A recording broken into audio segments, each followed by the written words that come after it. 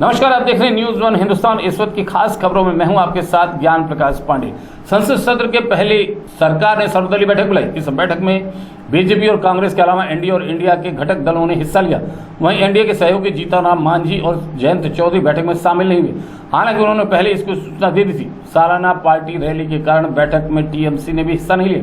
मालूम हो कि मानसून सत्र 22 जुलाई से शुरू होकर 12 अगस्त तक समाप्त होगा। सदन के मुख्य समिति कक्ष संसदीय सौंध में सर्वदलीय बैठक बुलाई गई। इस बैठक में संसद की कार्रवाई के लिए समिति बनाने के मुद्दे पर हुई।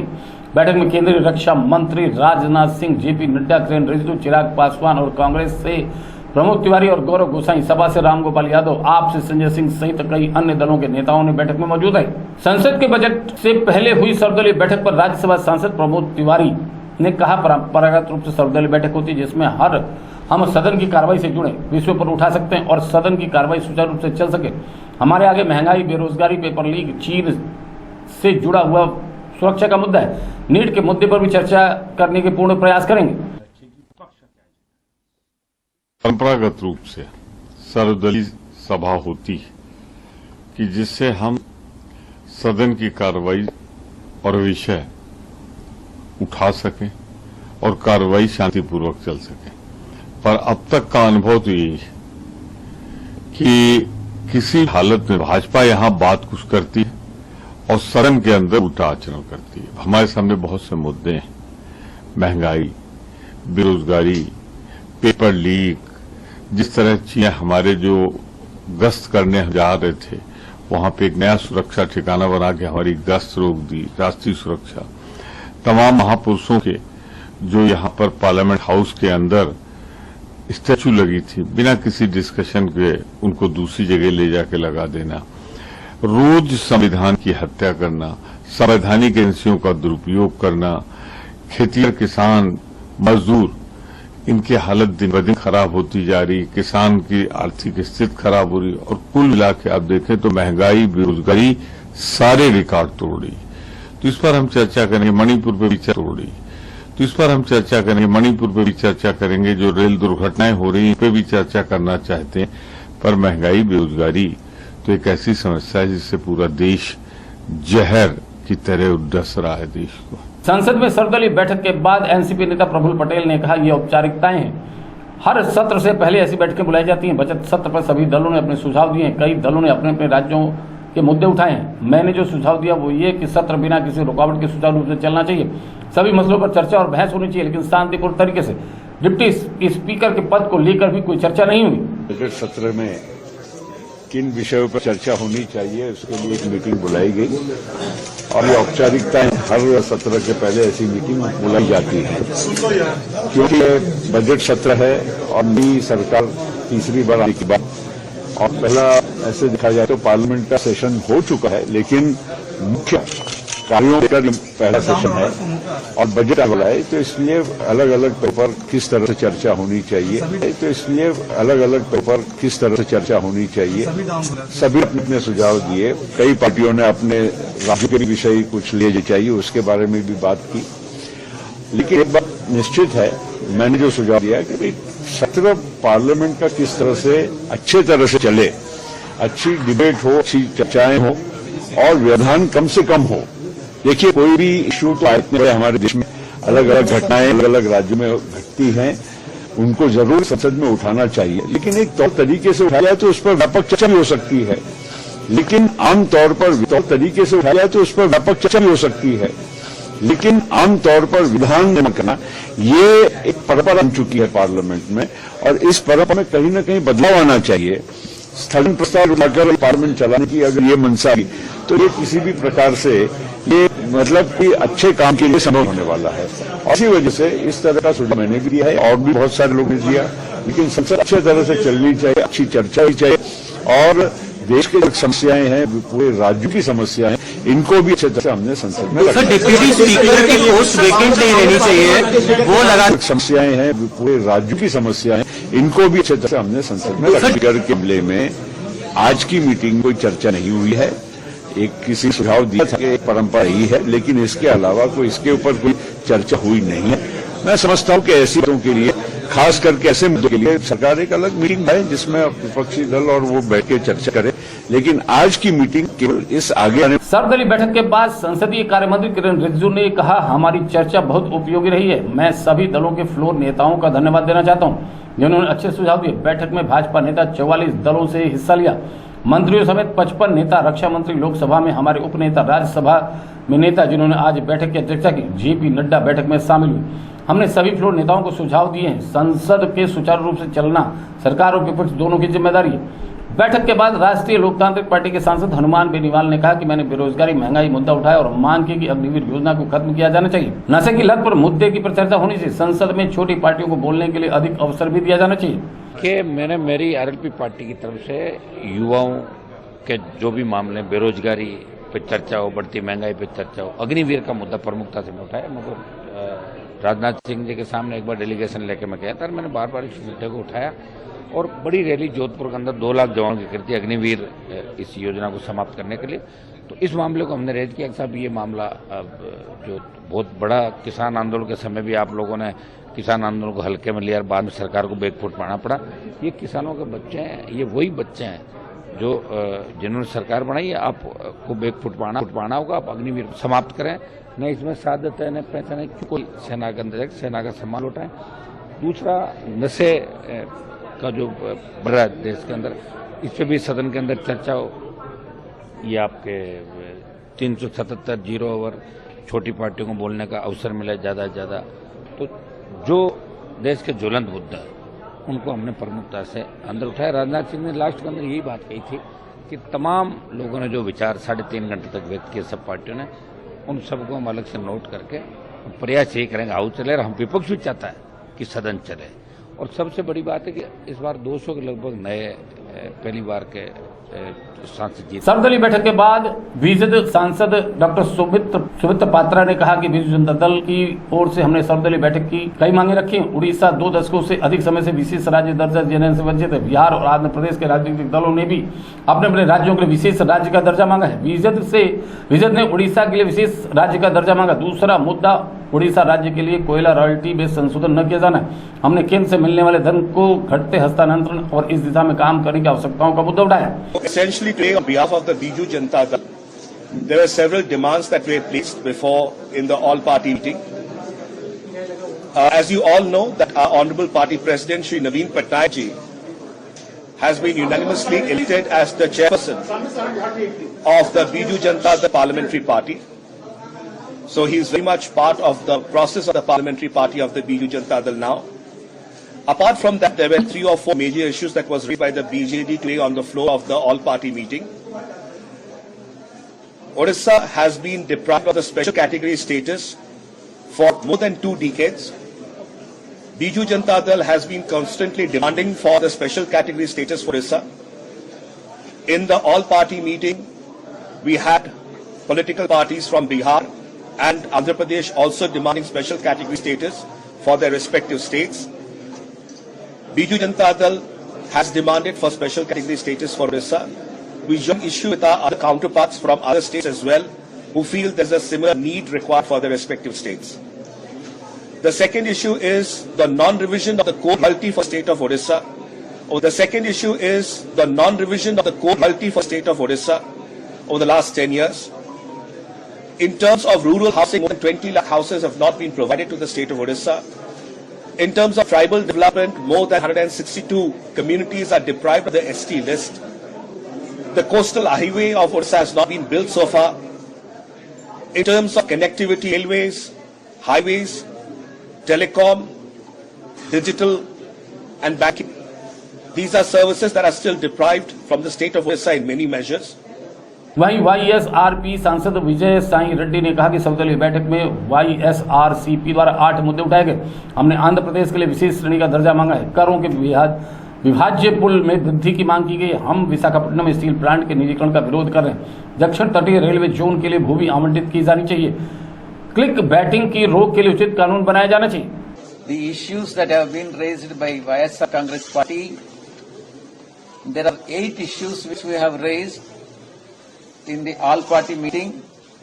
The first issue what we have raised is special category status, as Shobhana has pointed out.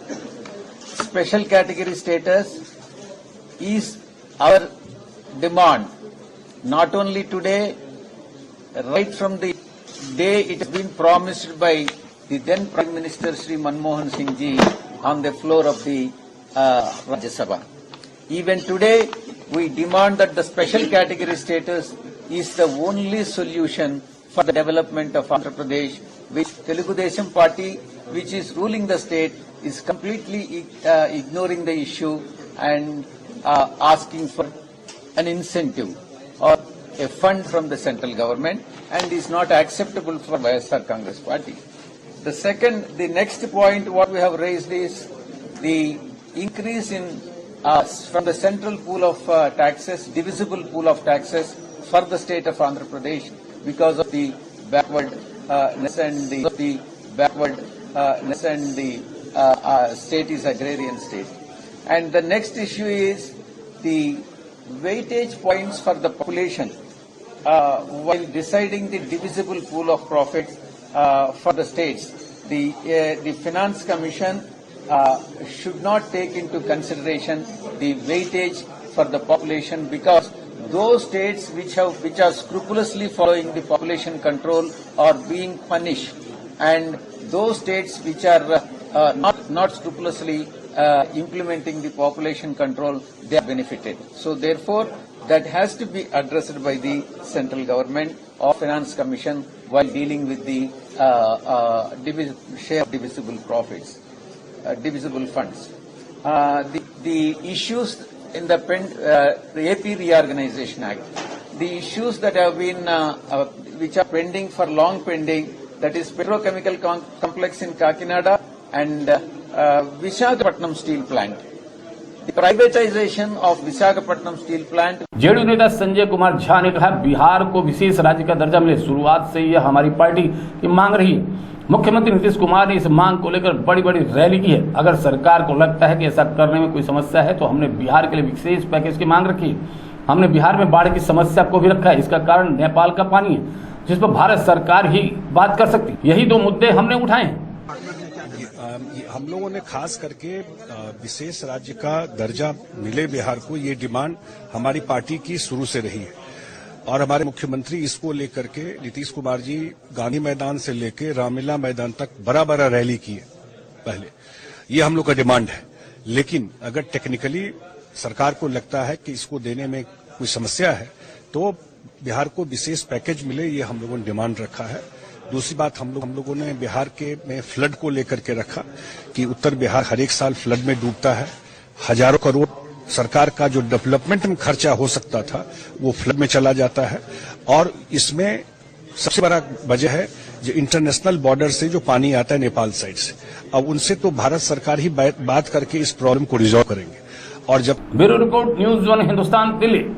पहाड़ों की रानी मसूरी में भारी बारिश से जनजीवन अस्त व्यस्त हो गया। मसूरी में देर रात से हो रही बारिश मसूरी कोतवाली का एक बड़ा भाग भूस्खलन की चपेट में आकर क्षतिग्रस्त हो गया। मसूरी कोतवाली में बना मां दुर्गा का मंदिर भी भूस्खलन की चपेट में आ गया, धराशायी हो गया। कोतवाली के निचले हिस्से में खड़ी पुलिस कर्मियों की 2 मोटर बाइकें और सड़क पर खड़े करीब 7 रिक्शा मलबे की चपेट में आकर बुरी तरह क्षतिग्रस्त हो गए। वहीं मसूरी कोतवाली का एक भाग और एलआईयू कार्यालय का भी खतरा पैदा हो गया। मसूरी कोतवाल अरविंद चौधरी ने बताया कि देर रात भारी बारिश के चलते मसूरी कोतवाली का एक बड़ा भूस्खलन की चपेट में आ गया, जिसमें कोतवाली में बना मां दुर्गा का मंदिर और 2 मोटरसाइकिल करीब 7 रिक्शे क्षतिग्रस्त हो गए। उन्होंने कहा कि घटना की सूचना उच्च अधिकारियों के साथ एसडीएम मसूरी को दे दी गई है। वह सुरक्षा के इंतजाम किए जा रहे हैं। मसूरी मजदूर संघ के अध्यक्ष रणवीर सिंह चौहान ने बताया कि देर रात को कोतवाली मसूरी में हुए भूस्खलन की चपेट में करीब 7 से 8 रिक्शे आ गए, जिससे वह पूरी तरह क्षतिग्रस्त हो गए। वह रिक्शा चालकों को भारी नुकसान हो गया। उन्होंने कहा कि एक विधवा महिला, इसकी रोजी रोटी का साधन ही रिक्शा था, उसका रिक्शा पूरी तरीके से क्षतिग्रस्त हो गया। उन्होंने स्थानीय प्रशासन और सरकार से जल्द रिक्शा चालकों को मुआवजा देने के साथ साथ नई रिक्शा देने की मांग की। यहाँ का सारा नुकसान हो गया सर, सब टूट गया। उसने मेरा गुजारा हो रहा था, वही और कुछ नहीं है। बच्चा छोटा है, ये रहा बच्चा यहाँ पे इतना सा छोटा है, कुछ कमाने वाला नहीं है, कोई नहीं है। रिक्शा का और क्या मांग करना है, रिक्शा को और क्या करना था। ये रहा छोटा बच्चा है, ये अभी मैंने यहाँ पे ले रखा। कुछ नहीं है साधन मेरे खाने, न रहने का, न खाने का, न कुछ। उसी में से गुजारा हो रहा था, सब चल रहा था हमारे घर। और यहाँ पे जो रात को पुस्तक गिरा है, लगभग 1-1:30 बजे के आसपास गिरा है। लेकिन सबसे बड़ी बात तो ये हुई कि कोई जान माल का खतरा नहीं हुआ। हमारे कम से कम 7-8 रिक्शे यहाँ पे दबे हुए हैं। जो कि पूर्ण तरीके से क्षतिग्रस्त हैं।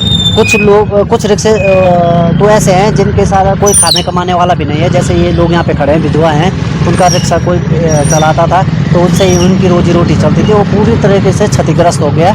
और जो 7-8 रिक्शे और भी दबे हैं वो सारे क्षतिग्रस्त हैं। और लगता है कि कहीं ना कहीं सरकार को इनको मुआवजा देना चाहिए। इनके रिक्शे जिनके दबे हैं उन रिक्शों को फिर से निर्माण करने के लिए नए रिक्शे देना चाहिए। ये मैं वो करता हूँ सरकार से। Bureau report, news 1 Hindustan, Mussoorie. Delhi में अरविंद केजरीवाल की सेहत पर आरोप प्रत्यारोप की राजनीति जारी है। केजरीवाल पर एलजी के पत्र को लेकर घमासान मचा हुआ है। आप राज्यसभा सांसद संजय सिंह ने कहा केंद्र सरकार और एलजी वीके सक्सेना पर गंभीर आरोप लगाए। आप राज्यसभा सांसद संजय सिंह ने कहा सरकार और दिल्ली के एलजी अरविंद केजरीवाल की जिंदगी के साथ खिलवाड़ कर रहे हैं। जेल में उन्हें जान से मारने की साजिश रची जा रही। पहले बीजेपी, एलजी और जेल प्रशासन ने कहा था अरविंद केजरीवाल जानबूझकर अपनी शुगर बढ़ा रहे हैं, वह मिठाई खा रहे हैं। इन लोगों ने उन्हें इंसुलिन तक नहीं दी, वो तो कोर्ट के आदेश पर इंसुलिन दी गई। तब अब कह रहे हैं कि केजरीवाल ये कुछ खा ही नहीं रहे, वह इंसुलिन नहीं ले रहे हैं। आपने क्या मजाक लगा रखा है? क्या कोई व्यक्ति खुद को अपनी सेहत से खिलवाड़ करेगा? बीजेपी और एलजी अरविंद केजरीवाल की जिंदगी के साथ खिलवाड़ कर रहे हैं, उन्हें जान से मारने की साजिश रची जा रही है। कि किस तरह से भारतीय जनता पार्टी, देश की सरकार और दिल्ली के एलजी मिलकर अरविंद केजरीवाल की जिंदगी के साथ खिलवाड़ कर रहे हैं। किस तरह से जेल में उनको मारने की साजिश रची जा रही है। आज एक एक करके बिंदुवार आपको वो सारी बातें बताऊं। और आज कोई भी बात प्रमाण और तथ्य के परे नहीं, बल्कि सबूतों के साथ जो कागजात जेल की अथॉरिटीज ने कानूनी रूप से उपलब्ध कराए हैं अरविंद केजरीवाल जी के वकील को, उन कागजातों के आधार पर आपसे बात करेंगे। अरविंद केजरीवाल जी का शुगर लेवल कई बार 50 से नीचे पहुंच गया था। बीजेपी के एलजी और जेल प्रशासन बार बार कम अरविंद केजरीवाल जी की तबीयत को लेकर झूठ बोल रहे हैं। यह हत्या का प्रयास का मामला भी हो सकता है। हम इस साजिश में शामिल लोगों के खिलाफ हत्या का प्रयास का मुकदमा भी दर्ज करा सकते हैं। बीजेपी, एलजी और केंद्र सरकार केजरीवाल को जान से मारने की साजिश रचे और इसलिए उन्हें जमानत मिलने के बाद भी एक फर्जी मामला बनाकर जेल में कैद कर रखा है। जिन तारीखों पर अरविंद केजरीवाल का शुगर लेवल 50 उसके आसपास और 50 से कम रहा। 3 जून को रात में 3 बजे, 4 जून को रात में 2:30 बजे, 6 जून को रात में 12 बजे, 7 जून को रात में 3 बजे, 8 जून को रात में 2:30 बजे और दिन में 1 बजे, 9 जून को रात में शाम को 6 बजे, 10 जून को दिन में 1 बजे और रात में 1 बजे, 11 जून को रात में 1 बजे, 15 जून को रात में 1 बजे, 16 जून को रात में 3 बजे। जेल के डॉक्टरों के द्वारा उनके वकील को उपलब्ध कराई गई है और जिसमें पूरी रीडिंग है कि कब उनका शुगर लेवल 50 के आसपास और 50 से कम गया। संजय सिंह ने कहा एलजी के द्वारा लिखा गया पत्र अरविंद केजरीवाल जी को जान से मारने की साजिश का ही एक हिस्सा है। यहीं एलजी मुख्य सचिव, जेल प्रशासन और बीजेपी पहले कहते थे कि अरविंद केजरीवाल को इंसुलिन नहीं देंगे और अब यही लोग कह रहे हैं कि केजरीवाल जी इंसुलिन नहीं ले रहे। क्या बीजेपी के इस तमाशे पर कोई भरोसा करेगा? के सेहत को लेकर, उनके स्वास्थ्य को लेकर झूठी खबरें एलजी क्यों प्रचारित कर रहे हैं? झूठी खबरें जेल प्रशासन क्यों प्रचारित कर रहा है? अगर कोई अनहोनी घटना हो गई और इस आधार पर भी कि वो झूठ बोल रहे हैं, ये हत्या के प्रयास का मामला हो सकता है। हम वकीलों से सलाह भी ले रहे हैं कि इस साजिश में जो लोग शामिल हैं उनके विरुद्ध हत्या के प्रयास का मुकदमा दर्ज किया जाए, क्योंकि यह हत्या का प्रयास है। अगर किसी के मेडिकल रिपोर्ट के बारे में आप गलत जानकारी देते हैं तो यह हत्या का प्रयास है, यानी कि जानबूझकर आप अरविंद केजरीवाल का जीवन लेना चाहते हैं, उनकी जिंदगी के साथ खिलवाड़ करना चाहते हैं। ये तो सारी रिपोर्ट है। कभी आप कहते हो ज्यादा खा लिया शुगर बढ़ा लिया, कभी कहते हो कम खा लिया शुगर घटा लिया। आपने तमाशा बना रखा है। अरे कोई व्यक्ति क्या अपना शुगर लेवल 50 से नीचे जाएगा कि हम अपनी जान खुद से ले लें? कैसी बातें करते हो एलजी साहब? आपके घर में भी शुगर के मरीज होंगे, नहीं होंगे तो रिश्तेदारी में होंगे, नहीं होंगे तो आपके कार्यालय में होंगे। जरा उनसे पूछना कि 50 से नीचे शुगर लेवल करने पर किसी आदमी की जिंदगी जा सकती है, कोमा में जा सकता है, उसका जीवन जा सकता है। ऐसा कोई आदमी खुद से करेगा क्या? तमाशा बना रखा है। इसीलिए मैं कहता हूं और बार बार दोहरा रहा हूं, केंद्र सरकार और भारत के प्रधानमंत्री की मिलीभगत पर जेल प्रशासन, एलजी का कार्यालय और पूरी की पूरी भारतीय जनता पार्टी मिलकर अरविंद केजरीवाल को मारने की साजिश रच रही है। Bureau report, news 1 Hindustan, Delhi. Uttarakhand के गढ़वाल की पारंपरिक पटकथा पर आधारित असगार फिल्म दर्शकों के पर्दे पर रिलीज कर दी गई।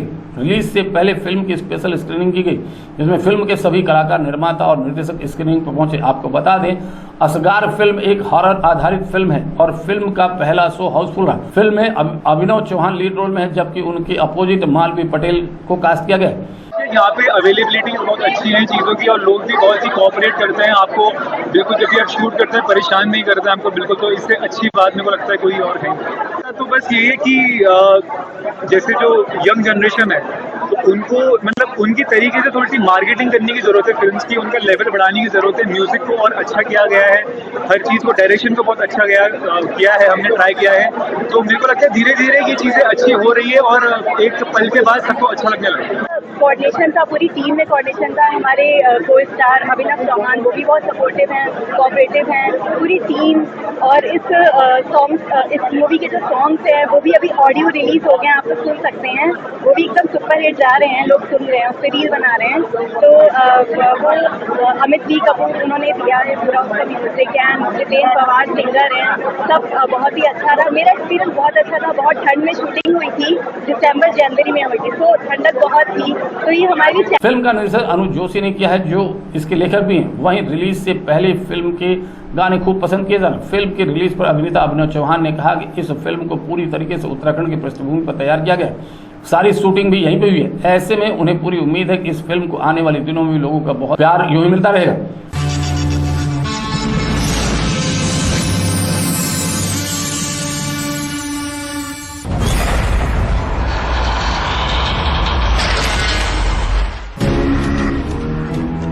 आपक ख्याल से ये सब किले हो कुछ पक्को तो नहीं बोल सकता, पर इन लगत कि कोई जने ने ढूंढी पूरा गांव में तुमने भी आवाज सुनी और लुखनी सुनी। चैल बीवी ते रून सुना वो फिर बचनी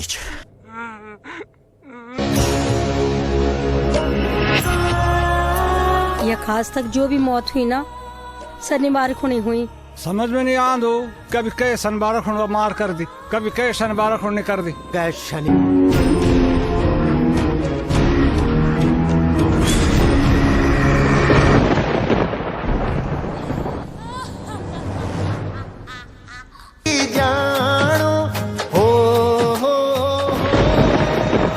रहे हैं और इस फिल्म के अंदर हमारी एक जो पुरानी वैदिक परंपरा, जो हमारी दैविक परंपरा है, उसको आधुनिक रूप से दिखाया गया है और रोमांस भी है साथ में।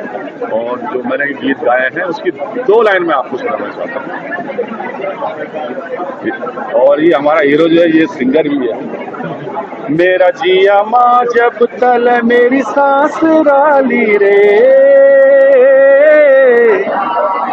त्वे माँ मेरी माया राली रे, त्वे माँ मेरी माया राली रे। Thank you. भी अच्छी जीवन में बन रही है। ट्रेन फिल्में भी बन रही है सब्जेक्ट होंगे और ये सस्पेंस की फिल्में बनने लगे। ये फिल्म भी विश्वास और अंधविश्वास के बीच झूलती हुई कहानी है, तो लोगों को पसंद आ रही है, आई है, जैसे कि हॉल में देखने में पता लग रहा है। अच्छी शुरुआत है सस्पेंस फिल्मों की और इस किस्म के सब्जेक्ट उत्तराखंड में बहुत बन सकते हैं, क्योंकि यहाँ पे ये भूत प्रेत ये सब देवी देवता ये बहुत है।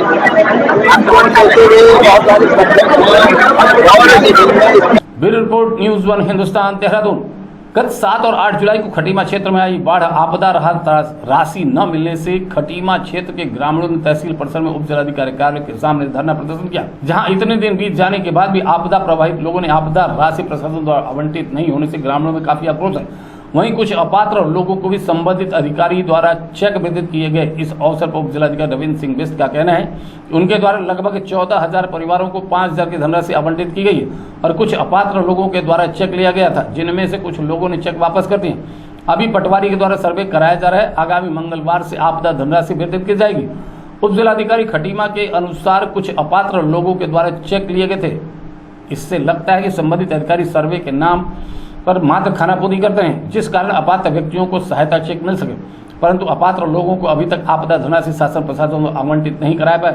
लगभग अभी तक हमारे द्वारा 14,000 लोगों को हेतुक सहायता जो 5,000 की धनराशि वो वितरित की जा चुकी है और माननीय मुख्यमंत्री जी का निर्देश है कि जो भी पात्र व्यक्ति हैं, जो भी इस बाढ़ से प्रभावित हुए हैं, उनको यह हेतुक सहायता तुरंत से तुरंत पहुँचा जाए। इसी क्रम में हमने रात दिन एक करके हमारे पटवारियों ने, हमारे तहसीलदार ने, हमारे राजस्व निरीक्षक ने काम किया है, लेकिन कुछ पात्र व्यक्ति छूट भी गए हैं और कुछ अपात्र व्यक्तियों द्वारा डबल चेक भी लिए गए। हमारे द्वारा एक नोटिस दिया गया, उस नोटिस के क्रम में कुछ चेक 14 के लगभग अभी हमें वापस भी मिल गए, जो कि जिन लोगों ने डुप्लीकेट चेक ले लिए थे। और जो पात्र व्यक्ति छूट गए हैं उनका हम सर्वे कर रहे हैं। उस सर्वे के बाद हम 2 दिन हमारा और सर्वे चलेगा। परसों सोमवार मंगलवार की तरह मंगलवार से हम इन जो पात्र व्यक्ति छूट गए हैं उनको हम चेक वितरण का कार्य शुरू कर देंगे। Bureau report news 1 Hindustan Khatima. बने रहे खबरों में, देखते रहे न्यूज 1 हिंदुस्तान। नमस्कार।